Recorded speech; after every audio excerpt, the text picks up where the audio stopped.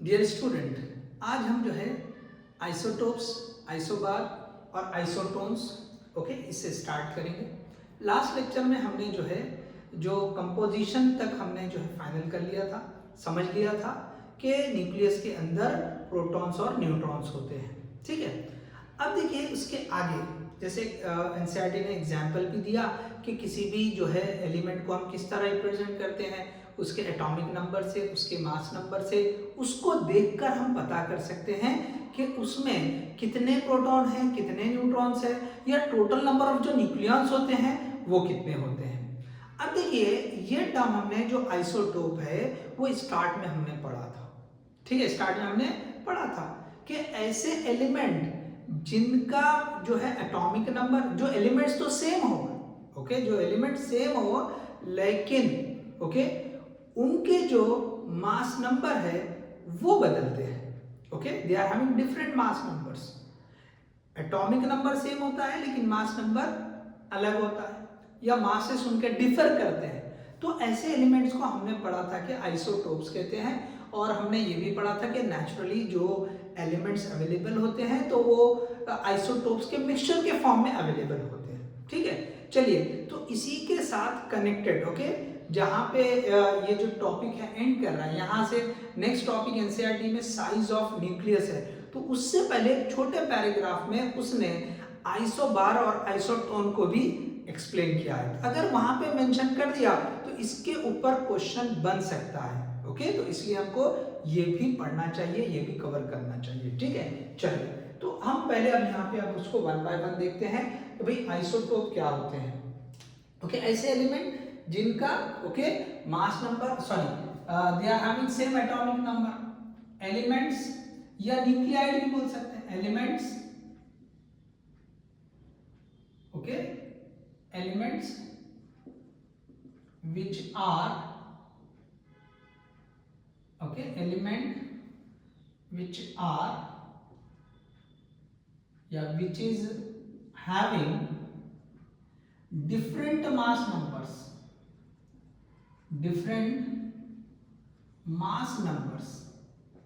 Element same है, mass number अलग अलग है। जैसे अगर हम एग्जांपल ले ले H11 हाइड्रोजन, इसी तरह से H12 ये भी हाइड्रोजन है, सॉरी ड्यूटेरियम हो गया।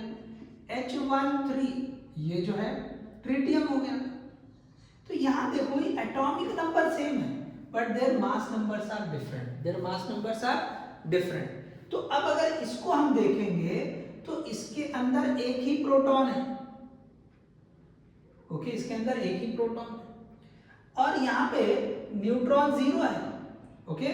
जीरो न्यूट्रॉन, यहाँ पे आप समझे, नो न्यूट्रॉन।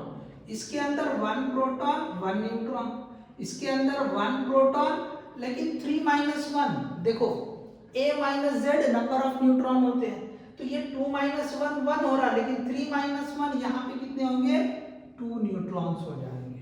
ठीक है, सो एनीवे हमको यहाँ पे ये देखना नहीं है कितने प्रोटॉन कितने न्यूट्रॉन वगैरह। मेन हमको देखना है कि अगर इनका एटॉमिक नंबर सेम है और इनका मास नंबर डिफरेंट आ रहा है तो ये सिंपली क्या होते हैं, आइसोटोप्स होते हैं। ये क्या होते हैं, आइसोटोप्स होते हैं। अब देखिए साथ में एक एग्जांपल तो ये दिया एनसीईआरटी में, साथ में एक एग्जांपल दिया है गोल्ड का। Gold is having 32 isotopes. कितना आइसोटोप पता है, 32 आइसोटोप बोल रहा है। 32 आइसोटोप। और इसका मास नंबर भी उसने इंडिकेट करके दिया है कि mass number A is equal to 173 to A is equal to यहाँ पे लगभग जो है 204 तक। तो ये मास नंबर उनका वैरी हो रहा है। Atomic number will be 79 only but mass number will be from 173 to 204। तो ये जो है आपको गोल्ड के लिए याद रखिए कि गोल्ड में कितने आइसोटोप होते हैं, 32 आइसोटोप होते हैं गोल्ड के। ये एनसीईआरटी में मेंशन है, तो you should remember this one.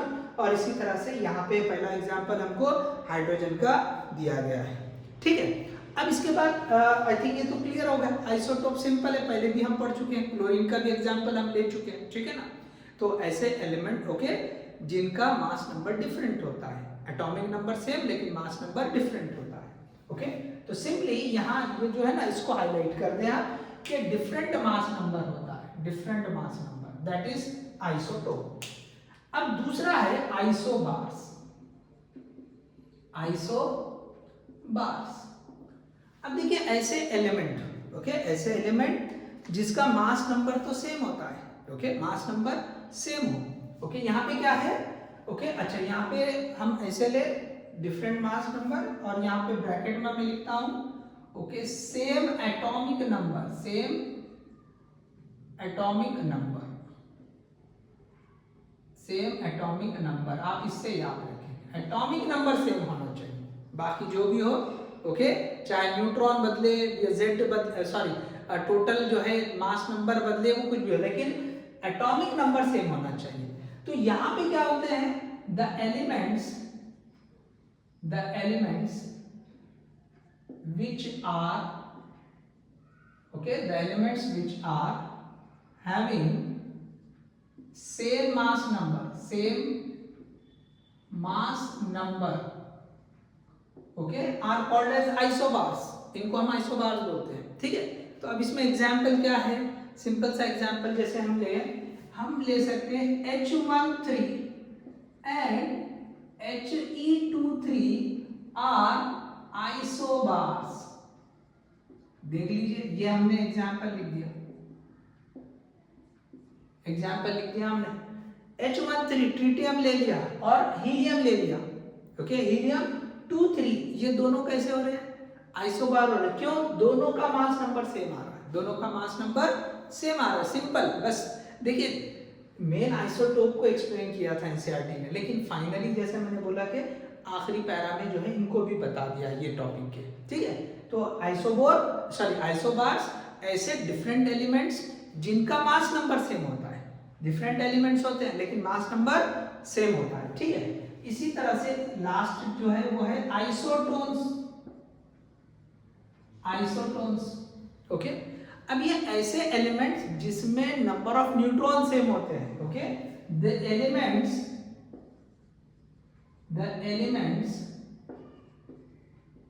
which are having same number of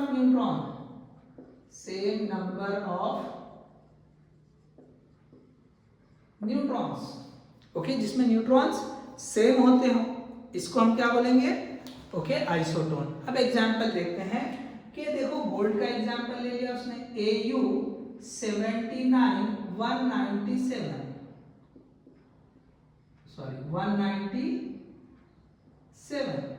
and Hg mercury, okay, mercury लिया है 80, ओके, 198। अब इसमें आप चेक कर लो नंबर ऑफ न्यूट्रॉन्स क्या होते हैं, n is equal to a minus z, तो यहाँ पे वर्कआउट कर लो 197 minus 79 और यहाँ पर भी वर्कआउट कर लो n is equal to a minus z, तो ये 198 minus 80, okay, minus 80, okay, so that will give, okay, अब देख ले, यस, ओके, कवर हो रहा है, ओके, मुझे लगा नीचे इसकी मतलब जो है मिस तो नहीं हो जा रहा है।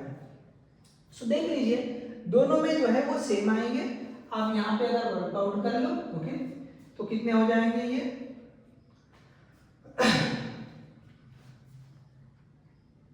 8 1 1, ठीक है, 118 हो जाएंगे, यहाँ पर भी कितने हो जाएंगे 118, दोनों में भी जो है 118 जो है न्यूट्रॉन्स रहेंगे, ठीक है, 198 minus 80, ठीक है।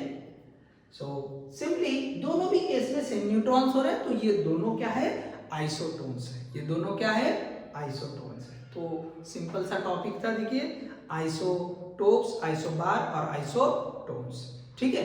तो एनसीईआरटी ने जो एग्जाम्पल दिए वो एग्जाम्पल ही हमने यहाँ पे डिस्कस कर लिया, ठीक है। चलिए आप पॉज करके कॉपी कर ले, विल कंटिन्यू, ओके। चलो ये रब करते हैं, हम नेक्स्ट टॉपिक की तरफ बढ़ते हैं, साइज ऑफ न्यूक्लियस।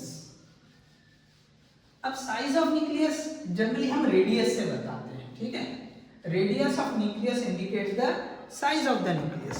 तो तो यहाँ पे अब हेडिंग लगा दें साइज ऑफ न्यूक्लियस, एक छोटी हेडिंग लगा दो, size of nucleus. Okay, size of nucleus.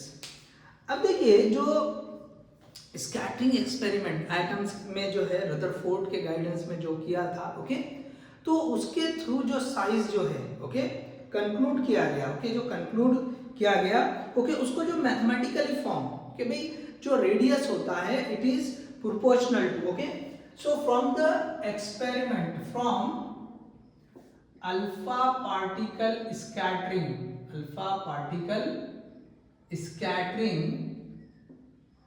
Experiment, okay, इससे जो कंक्लूजन मिला था कि जो रेडियस होता है it is proportional to, okay, जो एटॉमिक नंबर है, okay, atomic number, cube root of atomic number. क्या पढ़ा है? Cube root of atomic number. अब ये अगर हमने प्रोपोर्शनलिटी कांस्टेंट हटा दी तो प्रोपोर्शनलिटी कांस्टेंट एक लगा दिया आर नॉट इंटू ए की पावर 1/3 इंटू ए की power 1/3 where this r naught is equal to 1.2 Fermi, okay, या इसको क्या लिख सकते हैं 1.2 फेम्टोमीटर। फेम्टो मतलब 1.2, ये फेम्टो का मतलब होता है 10 की पावर -15 मीटर, और डायरेक्टली 10 की पावर -15 मीटर को हम क्या लिख सकते हैं Fermi. Fermi is the unit of length, okay, length के लिए आएगा 10⁻⁻15 मीटर, इतने को लिखते हैं हम 10 की पावर -15 मीटर, इतने पूरे को लिखते हैं हम फर्मी। याद रखो फर्मी, ओके, फर्मी मीटर लिखने की जरूरत नहीं, Fermi is the unit of length 10 की पावर -15 मीटर, या ये जो फेम्टोमीटर है इसको भी हम फर्मी बोलेंगे, ओके।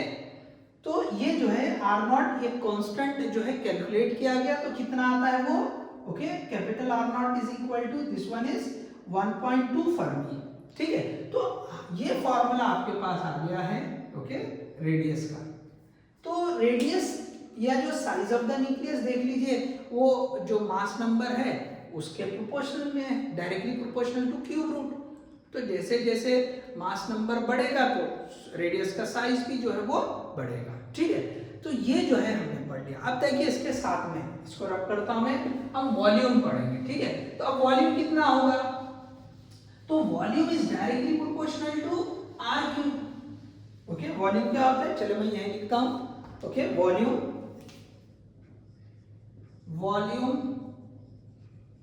ऑफ न्यूक्लियस,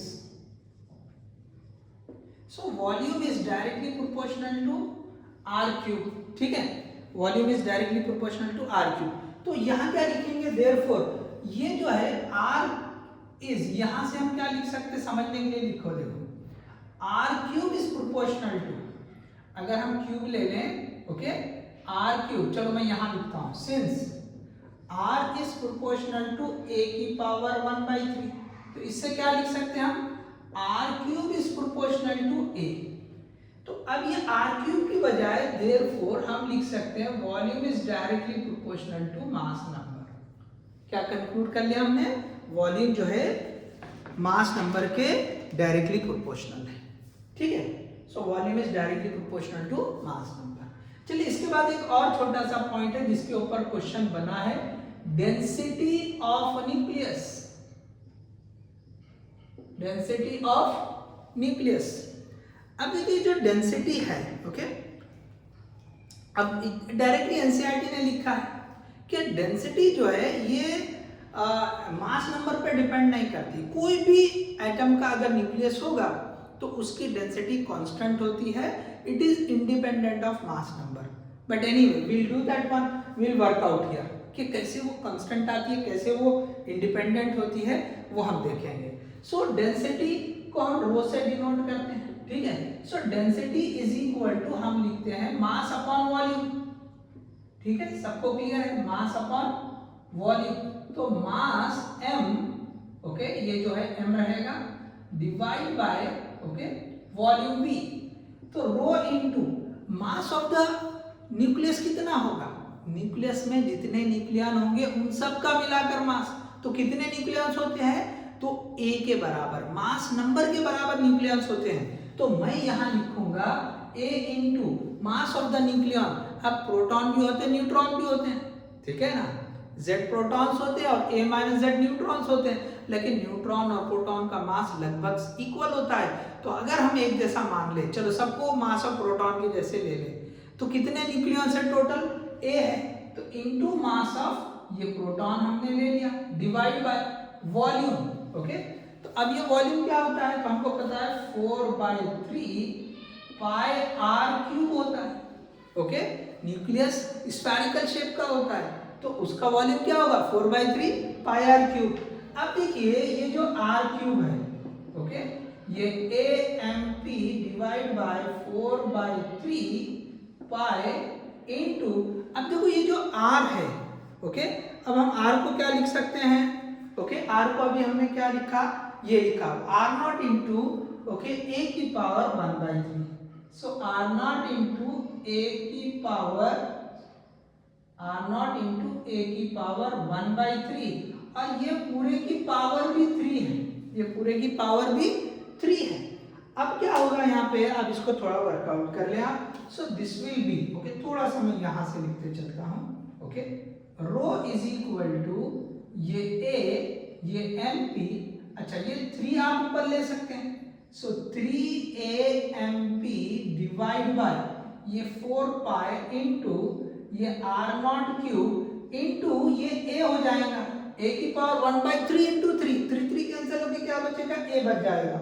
अब ये A और A कैंसिल, A और A कैंसिल हो जाएगा, ठीक है।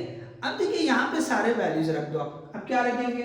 ये हमने लिख दिया 3 इंटू MP 1.67 इंटू 10 की पावर -27, ऐसा यूनिट में रख दिया मैंने। ये 4 पाई, और ये R0 की वैल्यू क्या हो रही है? 1.2 इंटू 10 की पावर -15।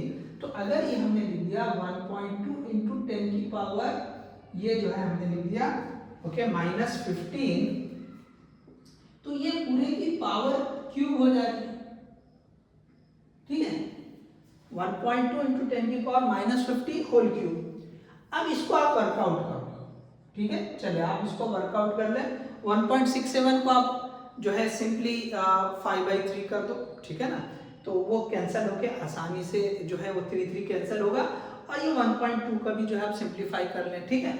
अगर आप इसको वर्कआउट करते हैं, ओके, तो इसकी जो वैल्यू आती है, ओके, यहाँ मैं डायरेक्टली लिख रहा हूँ, ओके, 2.3, ओके, 2.3 इंटू 10 की पावर 17, ओके, केजी पर मीटर क्यूब। कितनी आ रही है? 2.3 इंटू 10 की पावर 17 केजी पर मीटर क्यूब। इसको मैं हाईलाइट कर देंगे, चलो इसको जो है इस तरह से। तो ये डेंसिटी आई, तो देखो डायरेक्टली यहाँ वैल्यू आई, किसी पर डिपेंड ही नहीं कर रही। तो कंक्लूजन हम क्या लिख सकते हैं कि जो डेंसिटी होती है किसी भी न्यूक्लियस की, तो ये इसी तरह से वर्कआउट हो जाएगा, क्योंकि अब यहाँ जो बच रहा है कोई डिपेंडेंट पैरामीटर आ ही नहीं रहा है।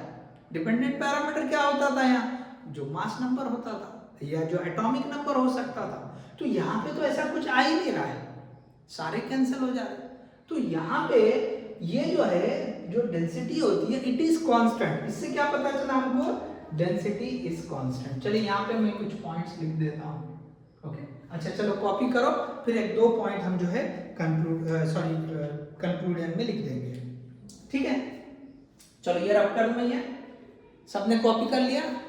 चलो तो अब देखो यहाँ पे हम ये जो है इसको डेंसिटी के लिए हम कुछ कंक्लूजन कर लेंगे। सो डेंसिटी ऑफ एनी, देखो इसके लिए क्वेश्चन पूछा है एमसीक्यू, ओके। सो डेंसिटी, यहाँ पे पॉइंट लिखता हूं मैं, density of any nucleus of, ऐसे लिखे, density of nucleus of any element is constant, okay. It is independent of mass number पे डिपेंड नहीं करते हैं। ओके, कोई भी एलिमेंट रहने दो, वो फिक्स है। और देखो 3 पॉइंट अच्छे से याद रख लो, कांस्टेंट है, मास नंबर पे डिपेंड नहीं करती है, उसकी वैल्यू याद रखो 2.3 × 10⁻17 kg/m³। ये 3 पॉइंट डेंसिटी से रिलेटेड आप याद रखें।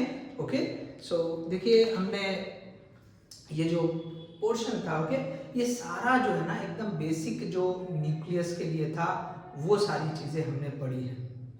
अब इसके आगे जो टॉपिक है वो है मास एनर्जी रिलेशन। आइंस्टाइन की जो फेमस इक्वेशन है, ओके, जो उन्होंने स्पेशल रिलेटिविटी जो उनकी थ्योरी में लिखा था, okay, mass is equivalent to energy जो बताया था। ओके, तो वो हम जो है नेक्स्ट वाले लेक्चर में हम जो है स्टार्ट करेंगे। तो होप आपको ये जो आज की क्लास थी, ओके, इसमें हमने एक छोटा सा लेक्चर जो है आइसोटोप्स, आइसोबार्स, आइसोटोन्स और साइज ऑफ द न्यूक्लियस क्या होता है, उसका वॉल्यूम हमने देखा, it is directly proportional to mass number होता है। डेंसिटी के बारे में हमने पढ़ा, डेंसिटी को कैलकुलेट किया तो हमने देखा कि डेंसिटी तो कांस्टेंट आती है, तो हमने उससे रिलेटेड ये 2-3 पॉइंट हमने लिस्ट आउट कर दिए। ठीक है, सो आज की क्लास में इतना ही। Okay, thank you.